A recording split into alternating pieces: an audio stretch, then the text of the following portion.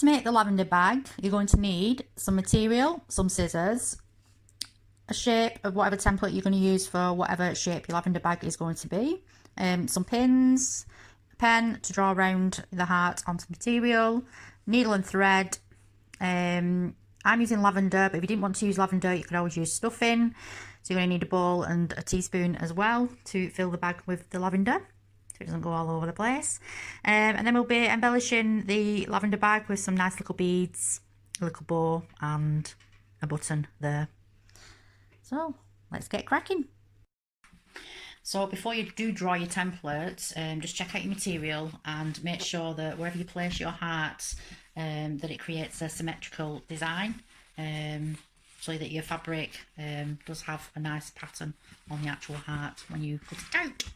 On the backing material is the paler part. Obviously the front is a nice stronger bold colours, and you can see all the glitter on it. So on the back of the material I've drawn around the heart template there. I'm just going to draw another one. So you need 2 heart templates. So I've done the 2 templates, and the next thing to do is cut them both out. So now they're both cut out, so that is the best side, which is the front of the fabric, and that's the reverse side, which is a bit paler. You can tell that the material isn't as bold. So we're just going to take one of them, and what we're going to do is draw a line about 5mm all the way around, and that's going to be a stitch line. Okay, so you can see I've drawn a line around, but I've left a gap here. It's important that you leave a gap. You don't, when you stitch, don't stitch this bit, because obviously you need to turn it inside out and stuff your little lavender bag. Now with the thicker piece of ribbon, because the other piece that I have is for the little bow later on, for the thicker piece of ribbon, you need to loop it over like that, so it's looped, and on the best side, which is the front of your fabric, you need to pin it on with the loop bend on the inside there, and you can see the cut ends, the ends sticking out here, you can see.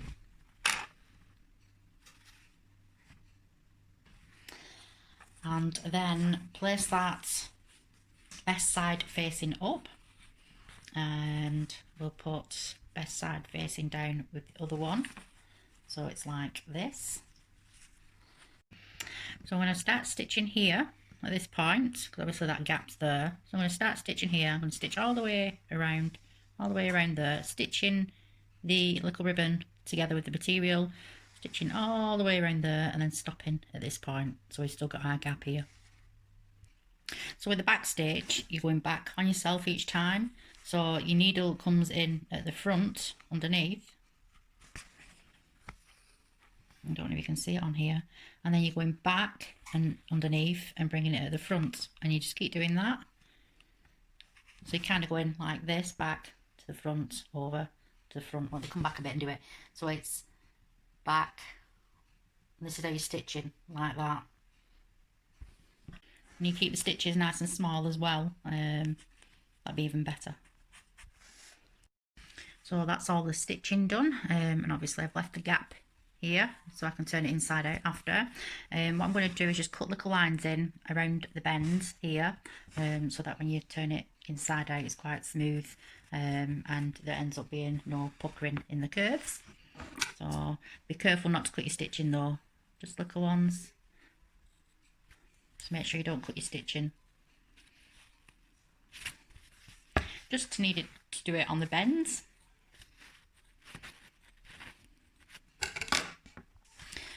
So now we can just turn it inside out. So this bit came out a little bit wonky, so I had to just unpick a couple of the stitches on the top, and I'm just doing tiny little stitches just to sew it on nice and straight. So now we're going to fill it with the lavender. The little hole there. So I know lavender is very much associated with having calming effects on people, the smell of it. It's used in oils as well. It's supposed to deter cats as well in your garden if you've got lavender plants.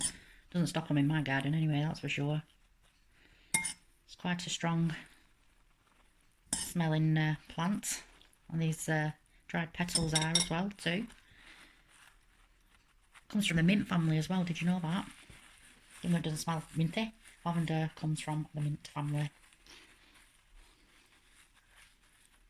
So we're just going to fill that as much as we can. So once it's stuffed right up to the top, I'm just going to fold it in a little bit there, like that. Stick a pin in it.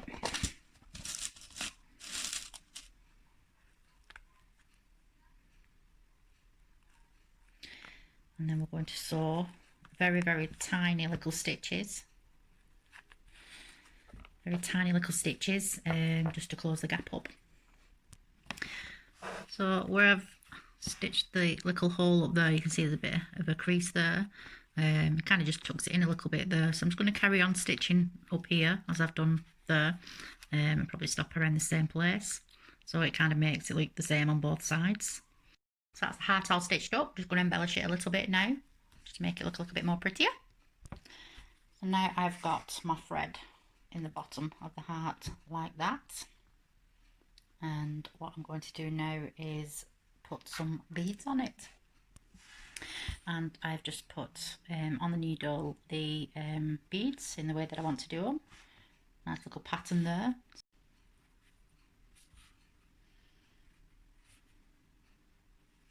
And then I'm just going to thread them back through.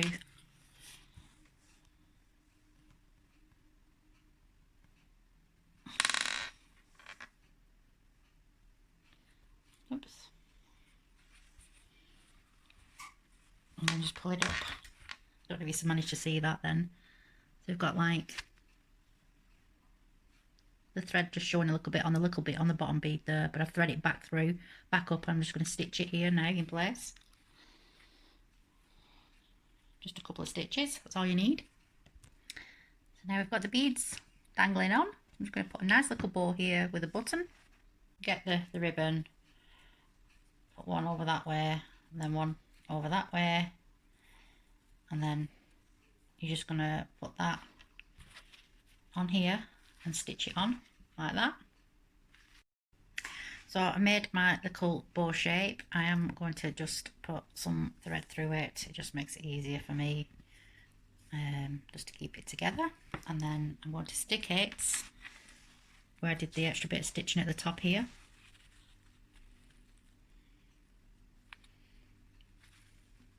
And just hides the little bit of stitching that's there as well.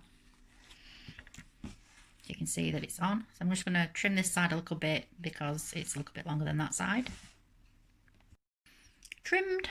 And now I'm just going to add this cute little button to the middle bit there, again to hide more of the stitching. I still got my thread in from when I put the bow on, so I'm just going to do it that way and sew this little button on. There it is, all finished.